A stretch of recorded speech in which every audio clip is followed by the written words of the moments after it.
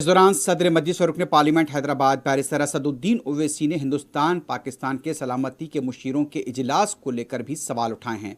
Barrister Owaisi का ये कहना था कि हिंदुस्तान की कोई खारजा पॉलिसी वाज़ेह नहीं है, जिसकी वजह से इस तरह के हालात पैदा हुए और इन हालात के अंदर जबकि कश्मीर में आम शहरियों की हलाकत हो रही है और हमारे फौजी वहाँ पर शहीद हो रहे हैं, आखिर क्यों इस तरह की मुलाकात और बातचीत हो रही है।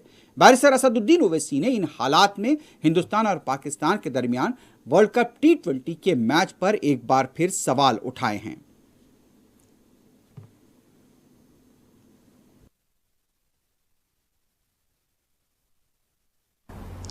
देखिए, जम्मू कश्मीर में हमने सीज फायर को मान लिया, LOC पर सीज फायर ब्रेक हो गया था, हमने सीज फायर को मान लिया। क्यों माना हमने? फिर उसके बाद से हम देख रहे हैं कि हमारे फौज के सिपाही मर रहे हैं, कभी 5 कभी 2 जॉइंट जूनियर कमीशन ऑफिसर मारा गया कल। सिविलियंस की टारगेटेड किलिंग हो रही है वैली में, और ये कहाँ से हो रही है? ये तो पड़ोसी देश से आ रहे हैं। अब तो वो लोग अपने आर्म टेररिस्ट को भिजा रहे हैं, रोज लोग मर रहे हैं। अब आप NSA से क्या बात करेंगे? पाकिस्तान के NSA से इनकी कोई पॉलिसी है क्या? फॉरेन पॉलिसी इनके पास कोई अप्रोच है क्या? बीजेपी के पास कुछ है ही नहीं है।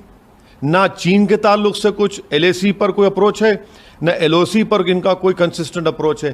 कंप्लीटली इनकंसिस्टेंट अप्रोच है, और जैसा इनको दबाया जाता है अमेरिका से, उस तरह से हम लोग हरकत करते हैं।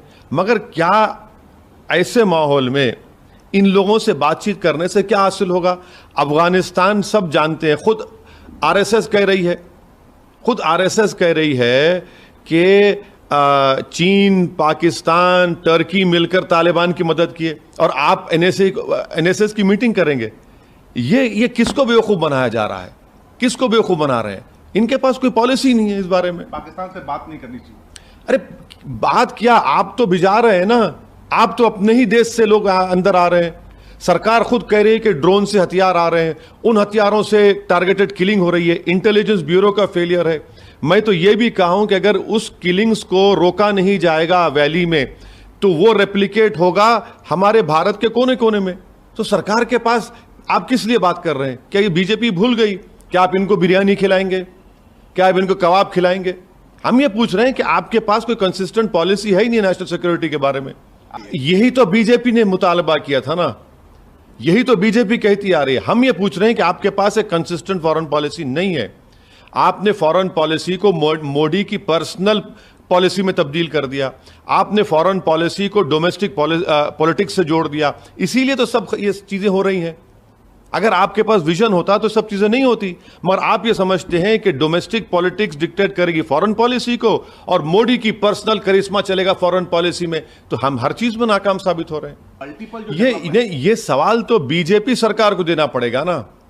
जब हमारे फौज के सिपाहियों की हत्या हो रही है, वैली में टारगेटेड किलिंग्स हो रही है, बिहार के गरीबों को गोली मारा जा रहा है।